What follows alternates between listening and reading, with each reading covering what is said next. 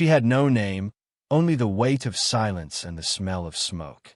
When Jack Callahan pulled her from her mother's cooling arms, she wasn't crying, just staring, eyes too wide for 6 months old, locked onto the emptiness behind his shoulder like she'd seen the desert gods pass by. A half Apache baby wrapped in blooded buckskin, her cheeks smeared with soot and milk. Jack cradled her close, felt her tiny heart against his collarbone, and whispered, "I got you now." He stood slowly from the wreckage of the wagon, shielding her from the sun with the brim of his hat. Around them, the New Mexico territory stretched flat and unforgiving, scorched to the bone. The wagon had been ambushed, wood splintered by gunfire, axles split, a man's body dragged face down in the sand behind a broken wheel. The mother lay knee-high, black braid twisted under her, one hand outstretched toward nothing. Her cross still clung to her neck, shining faintly beneath the grime. Jack had seen too many dead, Union and Confederate, white and brown. Some he'd shot, some he hadn't. He'd stopped counting before he'd stopped praying. But this baby, she did something to him.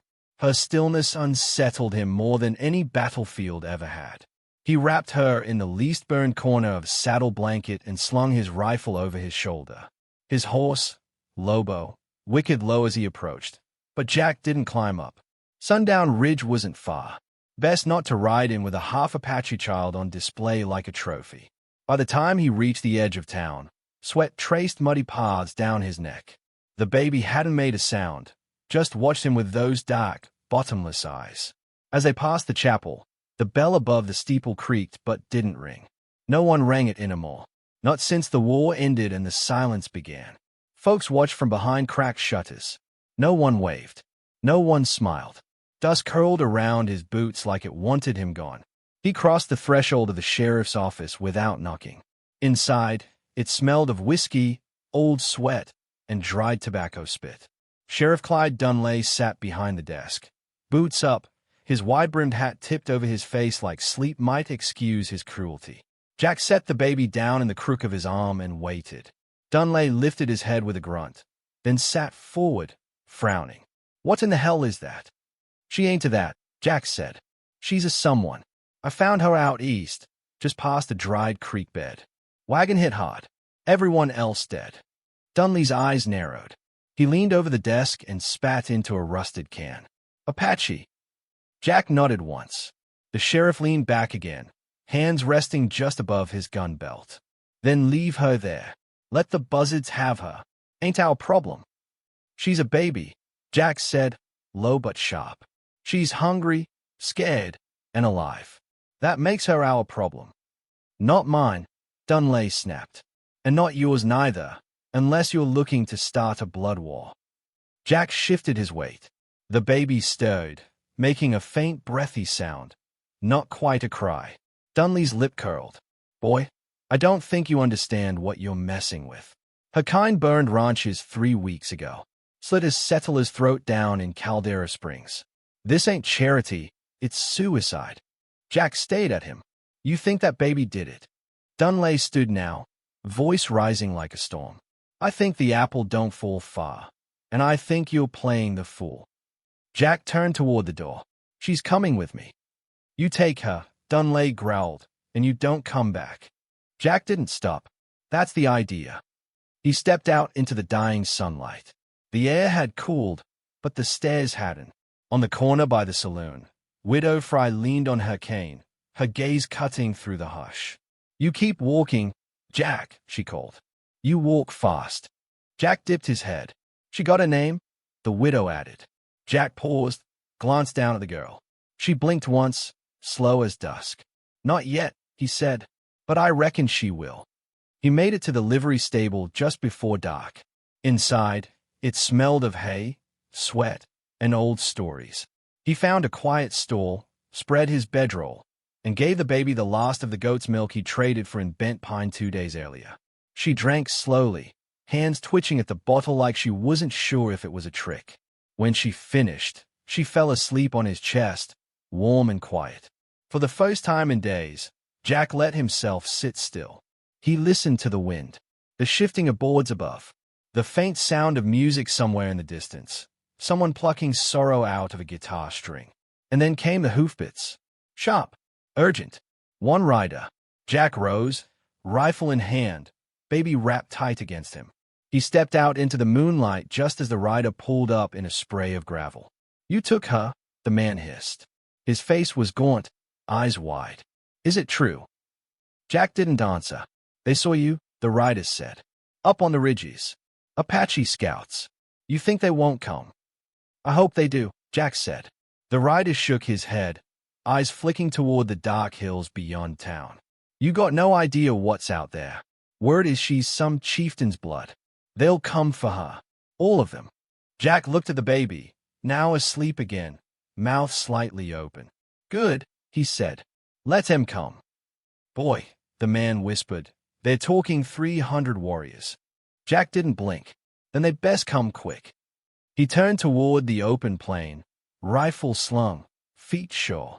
Behind him, the town lights flickered, nervous and fading. Ahead, the horizon burned with the first orange brush of dawn. And somewhere out in that light, warriors were waiting. The desert changed as night deepened, flattened into silence, drawn thin by wind and memory. Jack walked beneath a sky swollen with stars, the child pressed tight against his chest. Her breathing was steady now, the heat of her body a living protest against the cold creeping into his bones. He moved fast, careful to keep his shadow broken along the rocks and scrub. They were out there. He felt them watching. Apache scouts, unseen in the ravines and ridgelines, waiting to see what kind of man he was. He didn't know what to call her. That felt too big a choice for someone like him. But she made little cooing sounds in her sleep, and he found himself whispering back, nonsense things, hush now, desert bird, and ain't nothing gonna touch you while I got breath. His voice cracked on the last one. He hadn't spoken so gently since his brother died at Antietam. By mid-morning, the sun was already punishing. Jack found a cave near a dry arroyo, shaded and cool. He took refuge there, sharing the last of his jerky with the baby, letting her chew on a strip to soothe her gums. She still hadn't cried, not once. That worried him more than if she had. He didn't notice the old man at first.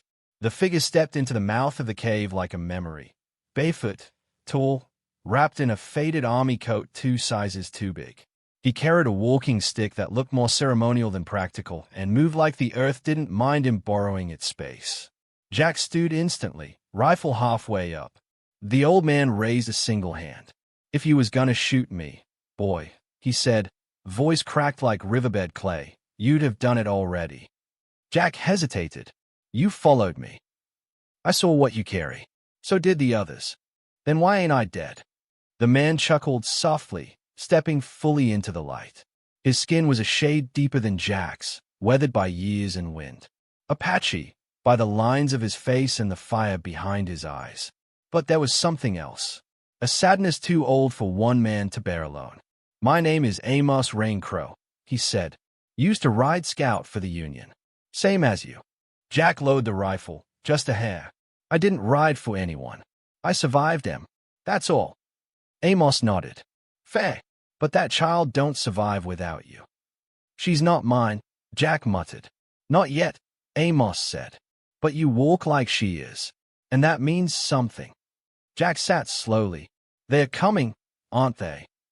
They're already here, Amos said. Watching, judging, trying to decide whether you're her savior or her kidnapper. I didn't steal her, Jack said, too quick. No, Amos agreed. But you didn't ask permission either.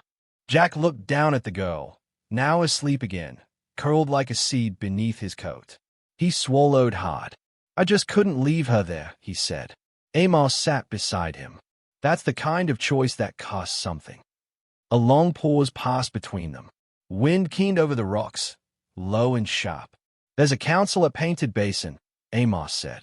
3 days' ride if you're lucky. They'll hear you out, maybe even take her in. She ain't a letter to be delivered.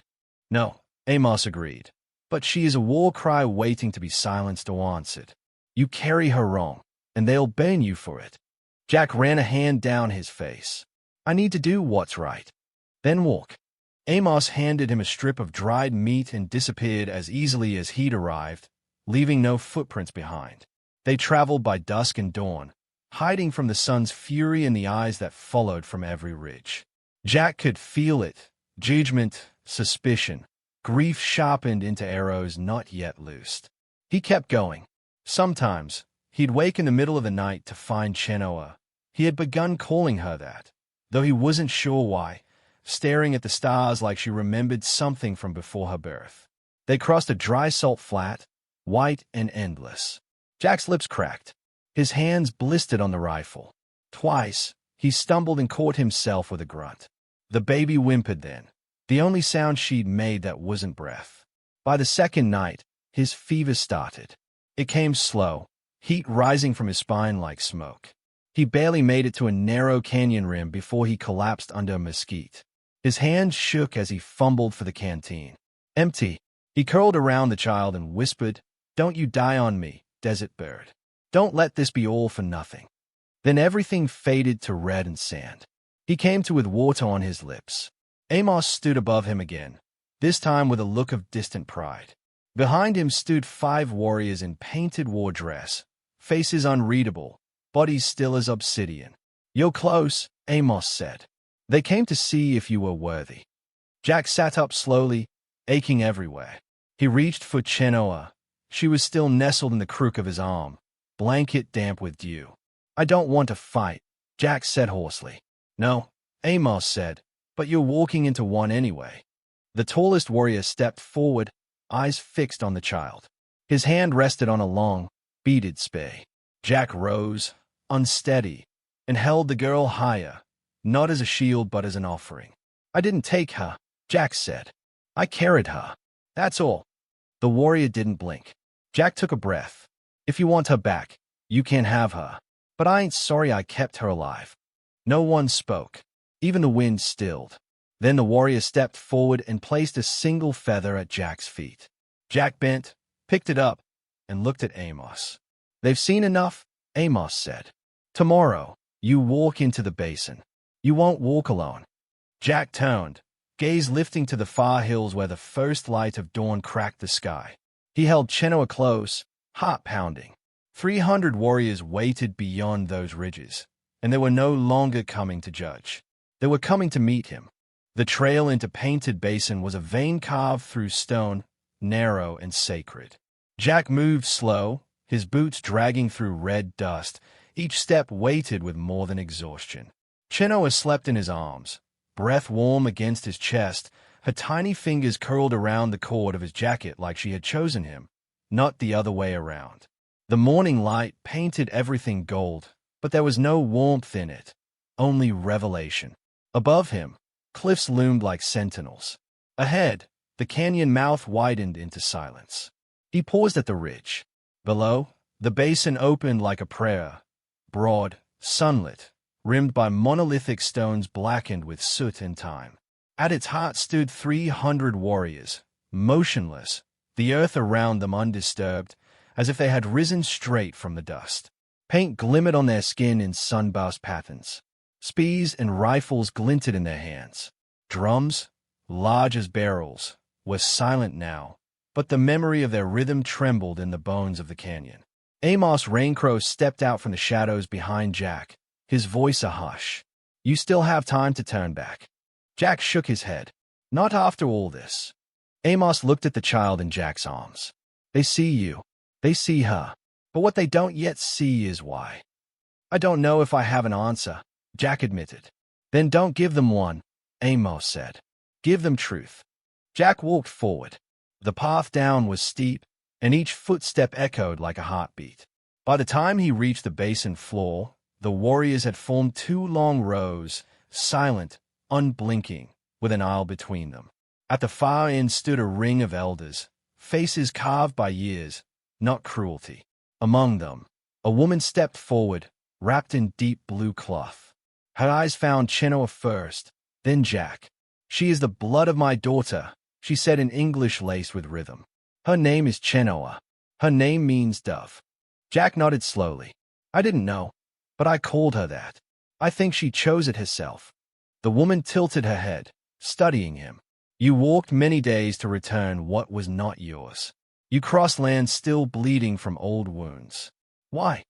Jack opened his mouth, Nothing came. The wind stirred. He took a breath. Because I couldn't leave her. I've done things I can't make right, and I've walked away from people who needed saving. Not this time. She is Mescalero, said one of the elders, sharp as flint. And you are the son of a man who took Apache scalps for bounty. I know what he was, Jack said. And I ain't him. I'm not asking for forgiveness. Just that she live. The woman took a slow step closer. You fed her. Yes. Carried her. Yes. And when they called her enemy, you stood alone. Jack swallowed. It wasn't hard to see who needed protecting. A pause followed. Not silence. This was something deeper, something sacred, a stillness that held breath like a blade. Then the woman reached out her arms. Jack hesitated. Chenoa stirred. Jack bent, kissed her forehead, and whispered, "Fly, little bird." He placed her gently into the woman's arms. The elders spoke in Mescalero, too swift for Jack to follow. The warriors lowered their weapons. A flute began to play, a note so soft it might have been the wind catching in a crack of stone. Then came the drums, slow and steady, like a heartbeat relearning its own rhythm. Amos touched Jack's shoulder. They've accepted the gift. I didn't bring a gift, Jack said. I brought her home. Amos smiled. Same thing. The rest of the day passed in ceremony. Jack was invited to sit beneath the shade of a pinewood canopy. They offered him food, corn cakes, roasted rabbit, and water that tasted clean as snowmelt. No one asked more of him. No one judged his scars. He was not brother, but he was not enemy. As the sun began to fall behind the canyon walls, Amos brought Jack a bundle wrapped in soft leather. She left this for you, he said. Jack unwrapped it slowly. Inside was a single blue bead on a rawhide string, and a strip of paper folded with care. In a child's uncertain hand, the word thank you had been written, though Jack knew Chenoa could not yet write. Still, the message was clear. He blinked hard. I didn't know how to stop carrying things, Jack said quietly. Amos nodded. Now you know how to pass them on. That night, Jack left Painted Basin with no destination, only direction. The moon rose behind him, casting his long shadow across the desert floor. He didn't ride. He walked. Lobo trailed behind, reins dragging, content to follow the man who no longer needed to run. In Sundown Ridge, they wouldn't speak of him again, not for a while. Folks would say he'd gone feral or found a woman out past the mountain pass. But Widow Fry kept a candle lit in her window, just in case. Somewhere near White Mesa, Jack built a lean-to and lived quiet. He fixed fences for traders, mended boots for travelers. He didn't talk much, but when he passed children on the road, he tipped his hat and smiled like someone who remembered what hope felt like. Once, years later, a girl with long black hair and a blue bead around her neck passed through on a painted pony. She asked the old man in the shop if he knew anyone named Jack Callahan. The old man pointed toward the northern hills.